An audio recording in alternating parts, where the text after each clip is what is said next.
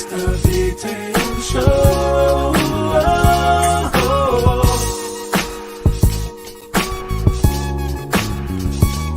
It's the B-Tatum.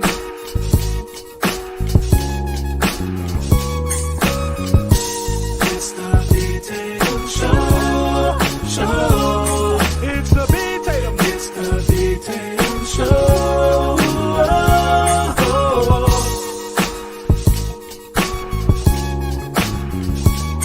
It's the B-Tatum. It's the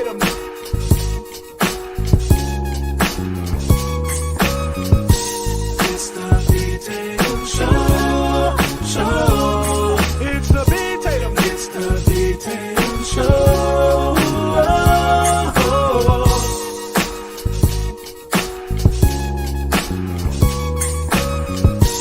It's the B-Tatum Show.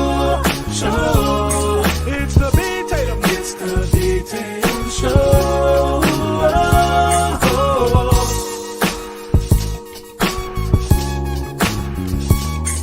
It's the B-Tatum. It's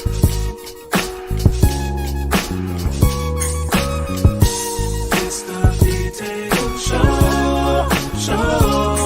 It's the B-Tatum. It's the B-Tatum Show.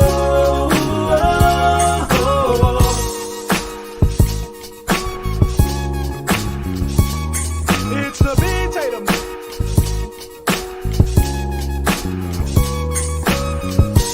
It's the B-Tatum Show.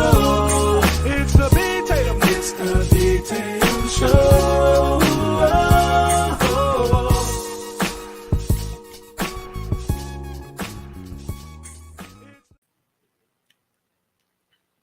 Ladies and gentlemen and ladies, I had to make a live stream. I'm supposed to go to dinner with the wifey, so I can't be on here too long, but I wanted to make a comment on the incident that occurred in Memphis with those 5 police officers. Now, I'm going to say this up front. We're going to watch the video together so you can see exactly what happened, but I'm going to say this up front. I think that what the police officers did was unacceptable. It was unacceptable. The level of force that was used in many cases during this altercation was completely unnecessary, and in many cases will be considered aggravated assault. You got a man restrained with his hands behind his back, and you go to punch him in the face like you Mike Tyson against Evander Holyfield. You can't do that. And to be honest, there ain't no reason to do that. There is no reason for you to go that crazy and for you to do that much on a person when y'all got 5 officers together and y'all can execute the arrest. I believe that the police chief, Carolyn Davis, was wrong for coming out and making a statement about what happened before it came to fruition with the body-worn camera being released. I also believe that the young man that lost his life was very unfortunate. However, why can't you just follow instructions? Why can't you just obey what the police officers tell you to do? It's really, to be honest, it's really not that hard. Why can't you just do what they ask you to do? And you don't have a chance of getting killed. Now, we're going to watch the video because I want y'all to see exactly what happened, and you cannot rely on the news, to be honest with you. And so that's why B-Tatum exists. Keep an eye on the film. Make sure that the sound is working properly. Roll the clip. So this is the first beginning of it. This is where the traffic stop ensues, the first body-worn camera. They pull up to him. They put him up on traffic. They yank him out of the car. Okay. Well, let me start with the premise. I don't know exactly what their reasonable suspicion or probable cause was to make this traffic stop. I'm assuming that they did it in good faith. And that they had a reason to do it, but that's just my assumption. They did get charged with kidnapping. So that means that they may have determined in their preliminary investigation that they did not have a reason to stop them initially. Nick, it has to be coming from your TV because your TV is not set up on this. All right, roll the clip.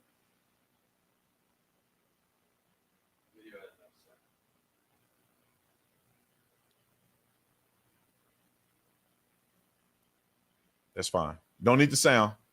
Just watch it.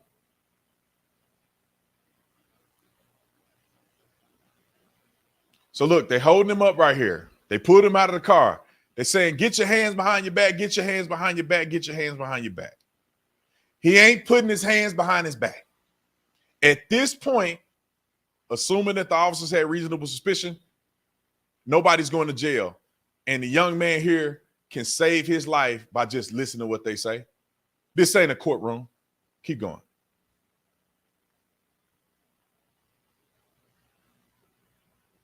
Nobody's punched him.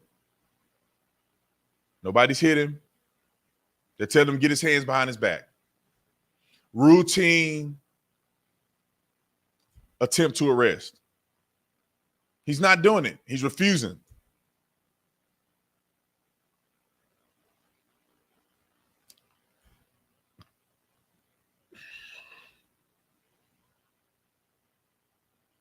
And trying to tase him. They tase him. He takes shot, he runs. Now, let me pause it real quick. At this point, two things could occur at the same time, or two things could be occurring at different scenarios. One scenario could make these police officers 100% wrong, given the fact that if they did not have reasonable suspicion to pull him over or probable cause to stop and detain him, then they were in violation of the law already. And therefore, the attempted detention of him is not justifiable under the law. And so the tasing and all that is all unjustified. No matter what the guy did, the cops could be in trouble. Now, if the officers had reasonable suspicion or probable cause to detain or stop him on a traffic stop, and he did all of that, he has now broken the law, and the police officers have a right to pursue him in a foot pursuit. Right now, at this point, there is no Rodney Kinging going on. I don't see a Rodney Kinging. All right, now we're going to play the video, and this is where it get bad. Now we're going to skip to another video. They're chasing after him, but we're going to go to another video where you see the under the Friday Night Lights. So they chase him down. Which one is this one? This is when they catch him in the light. Okay. This is an officer running up to him after they caught him under the street light. He's on the ground here. Two officers are on him trying to detain him. He's not following instructions. He's not putting his hands behind his back. He ran. He got caught. He's still resisting arrest. No Rodney King yet. So they got him on the ground. They're giving him commands. No Rodney King thus far. Now, punch, punch, punch. Now, do I think that it's unjustified at this point that they could throw punches on him? No, it's not unjustified at this point, given the fact if they were justified in the traffic stop to start with, to throw punches. Because they tried to punch him to get him to comply. He didn't. They stopped punching him. Once they punched him a few times, it didn't comply, they stopped. At this point, I'm not convinced that it's a problem. It will be, but not right now. Pepper sprayed him. He still won't put his hands behind his back. He still won't put his hands behind his back. He still won't put his hands behind his back. Now, he still won't put his hands behind his back. Now, let me touch on what the police officers should be doing. At this point, there's no reason to deploy pepper spray, in my opinion, because it get messy. It's going to get on everybody else, and there's no reason for them to deploy pepper spray. The guy doesn't seem to be actively resisting right now. So you can de-escalate force from here. It's 5 of y'all. Y'all could get this crackhead. Well, not a crackhead. He kind of looked like a crackhead. I don't know if he's on crack. He looks skinny and frail. Y'all should be able to get him into a compliant position. Okay, but no Rodney King yet. They spray him. A couple officers take the brunt of the pepper spray. They coughing and walking off. The officer's body cam that you see, I think he got sprayed. They wrestle him to the ground again. I don't see Rodney King yet. They still spraying him, and it has zero effect. They just sprayed that police officer that just ran off the screen. And the police officer body cam, he just ran off the screen because he hurt. No Rodney King yet. No Rodney King yet. All right, let's move forward. We'll get you another angle from another body-worn camera. This is where the officer put himself in jail. This is where he went to jail, right here. This officer is finna punch this man in the face. Boom. He just punched that man in the face. And I don't know if you saw it. I'll take it back to you. Now, we'll watch another angle where there's a few more punches that were worse than this, but this is one that were caught on camera. They got him up. He's still not complying. However, they got him in a position of restraint. His hands are mostly behind his back. His face is exposed. And this officer punches him right here in the face, lines up, punches him again. This is not a tactic that's taught on the police department. This is not Dana White's UFC. You don't just line people up and punch them in the face unless it's necessary to execute an arrest. Just punching a dude in the face like y'all fighting in the street is not acceptable whatsoever as a police officer. He just went to jail right here.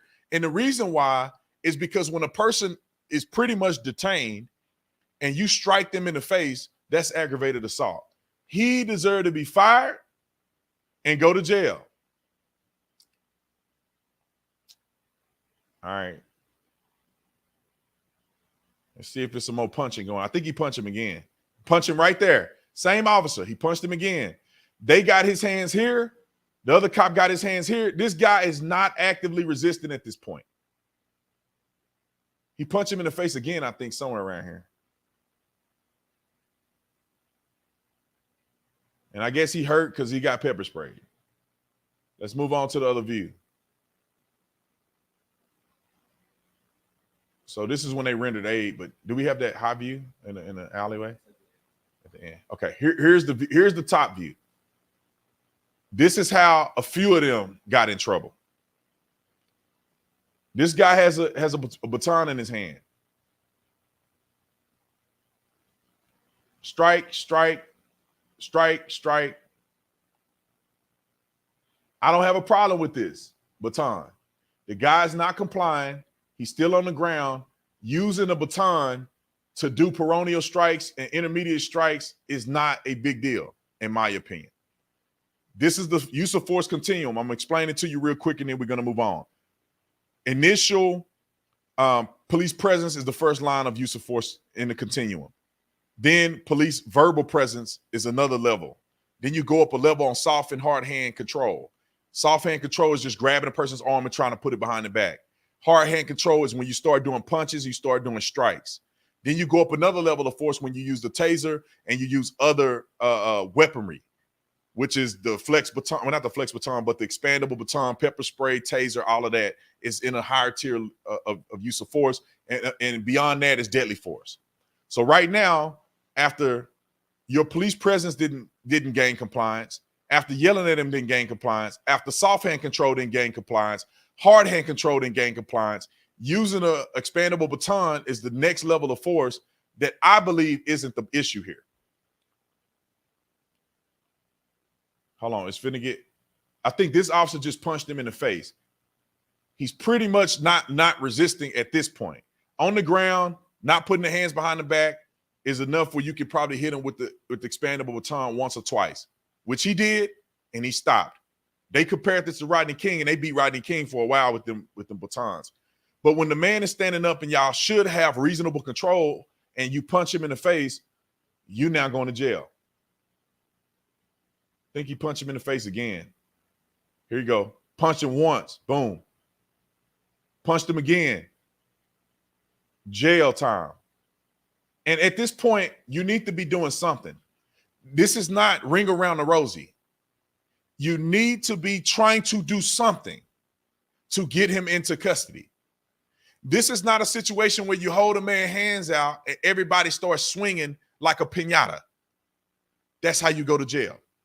Okay, let's continue. He's going to punch him again. Boom, one more punch. Boom. None of this is attempting to arrest anybody. Another punch, he drops. None of this is an attempt to arrest. This is all assault at this point. And just so you know, that was the last time they struck him. They pulled him over to the car. They set him up on the car, his back up against the car. The medical department showed up. They responded and they rendered aid. Now, according to the reports, the medical responders, 2 of them got fired, which it's only because he died is the reason they fired him. I don't think the fire department had anything to do with this.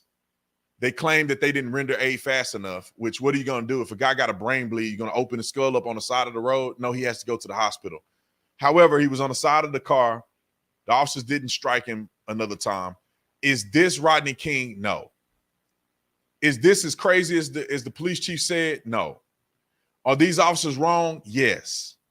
Should all of them go to jail? I don't think so. But the ones who are holding him up and the ones who are punching should definitely be charged.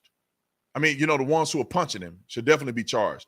The ones who are holding him up, I believe that the charge is correct when you say that they failed to intervene, because you're just lining the man up to get punched to death. You can't do that. And then the ones who got pepper sprayed and they're scattering around, I don't know how they're involved in whatsoever. I don't think that none of them should go to jail if you're on the side of the car after you done got pepper sprayed and you out of the game.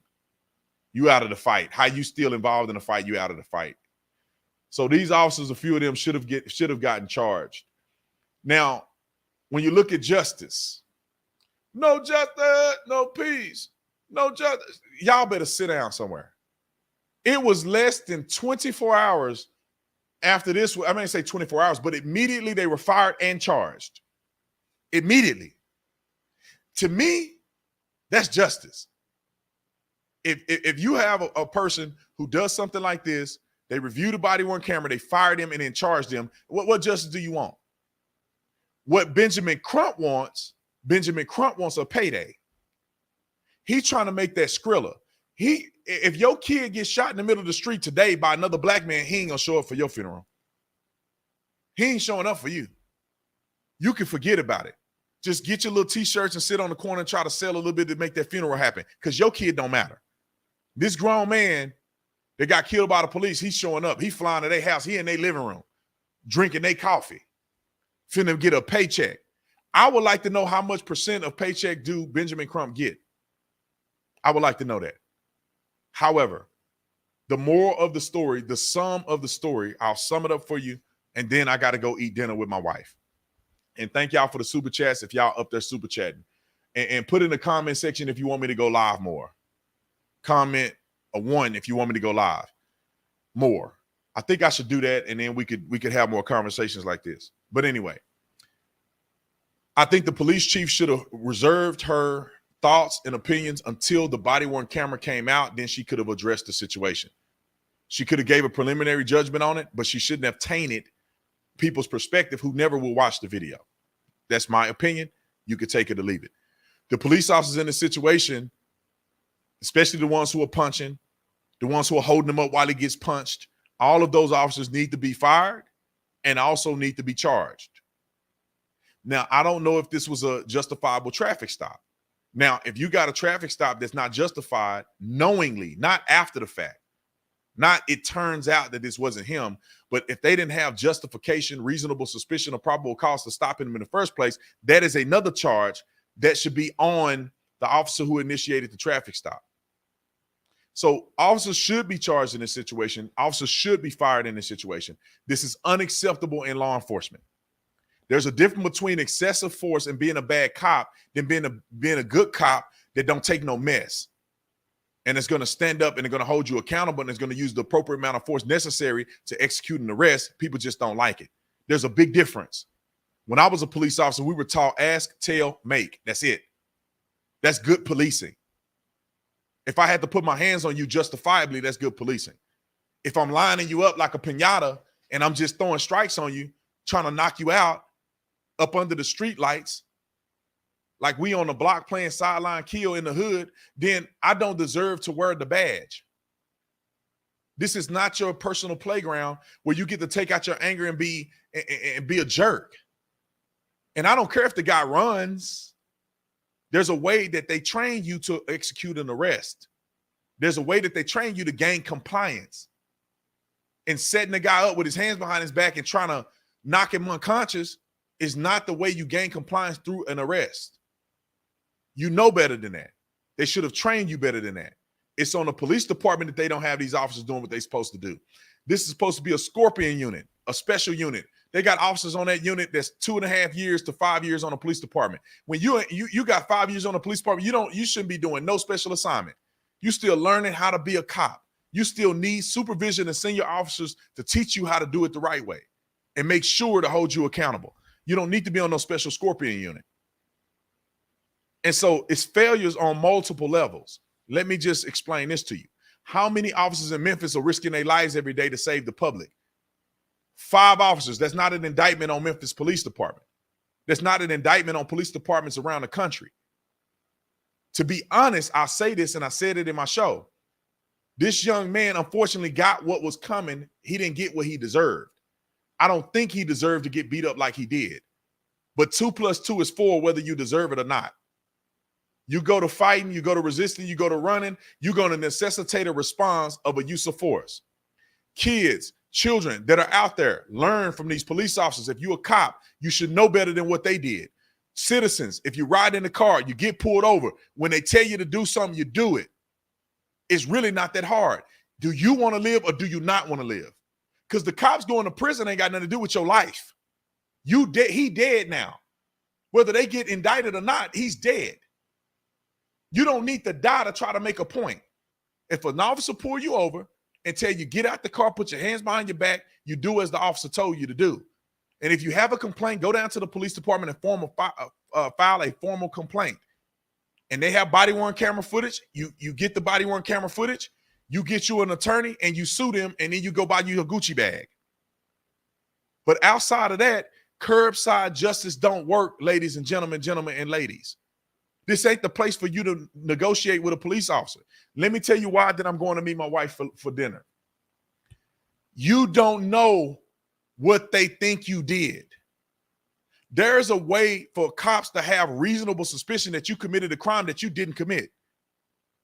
There could be an instance where a cop has probable cause to believe you committed a crime you didn't commit. You are presumed innocent until proven guilty. So there's ways in which cops may have a reason to detain you, and you don't know what their reasons are.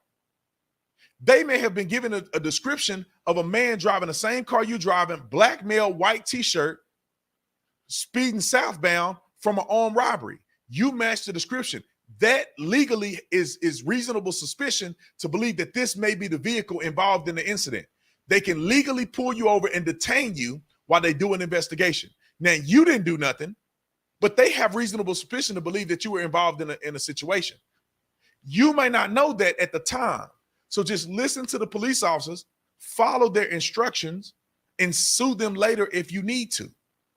Most of the time, and this is my training and experience, when you obey the police officers, we done real fast. I had a guy we had to pull at gunpoint. Black male, dreadlocks, white shirt, blue jeans at 3 o'clock in the morning, just committed what I think a home invasion or armed robbery. There's nobody on the street, but this black guy, dreadlocks, white t-shirt, blue jeans. Air support unit over him. We jump out the car, got him at gunpoint, prone him down on the ground. You just did it because I'm black. I had to sit the brother up and say, look me in the eyes, brother. It ain't just because you black. Let me show you the description on my computer of the suspect. Now you understand why we stopped you. But he complied. He got on his knees at gunpoint, and we dusted him off and let him go. But if he would have been like, I ain't even do nothing, y'all ain't got the rain, and he do this, go in a waistband, he can get smoked like a brisket. You don't want to end up like that, and it's not necessary. Do as the officers ask you to do. Get the badge number, file a formal complaint if you believe you were done wrong. And I can't say I'll show everybody how to do it, but if somebody come to me and say, how do I file a formal complaint on a legitimate officer doing something they're not supposed to do, I'll walk you through it. It's very simple. Go into your local substation and say, I want to file a formal complaint. Don't ever leave a call without getting a police officer's badge number. Most police policies that they have to show you their identification and give you a badge number and name. They have to. You take that. If they done you wrong, you go and file a formal complaint. It's really that simple.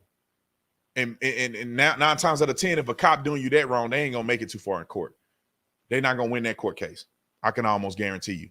Anyway, ladies and gentlemen and ladies, I have to go and meet my wife for dinner. Make sure you go onto the Officer Tatum store and get all your cool merch before I get up out of here. 20% off. Use discount code GOD1ST. We got 50% off stuff. We got everything you need. GOD1ST. Nick, flip the screen real quick. Let me show the people what we got real quick, and then I'm getting off here to go see my wife. GOD1ST, you'll get 50% off the entire we in our clearance item on the store. Let me go to the store real quick. I need you to type it in. Never mind. I think I can put it up here. Just 1 second, y'all. For the people that want to shop at the Officer Tatum store, if you're interested in the Officer Tatum store, flip it back. Right here, you can go 50% off. These are all our items that are 50% off. Fathers Matter. We got the Don hoodie. All of my favorite stuff is 50% off. And the reason we're doing this because we're trying to bring a whole bunch of new merch in. So we want to get this stuff out of here. We don't want to bring in new stuff. We got old stuff just sitting around. So go ahead and get it while you can, because we're going to bring some of this stuff back Father's Day and everything else. So you better get it now while it's on sale. Obviously, I got my book here if you want to read my book. If it's your first time listening to B. Tatum, I wrote a book on policing in America. You can go to tatumstore.com, get all this stuff. This nice jacket that I have right now, we have it right here available. Flannel jacket, Valentine's Day stuff, noggin hats, everything, you name it, we got it. Women clothes, men clothes, hats, hoodies, tumblers, we got it. 20% off if you put God first in, 20% off. God bless you guys. I love you. Thank you. Make sure you put a 1 in the comment section if you think I should go live more. I'll see y'all on the next one. I'm out here. You hear me?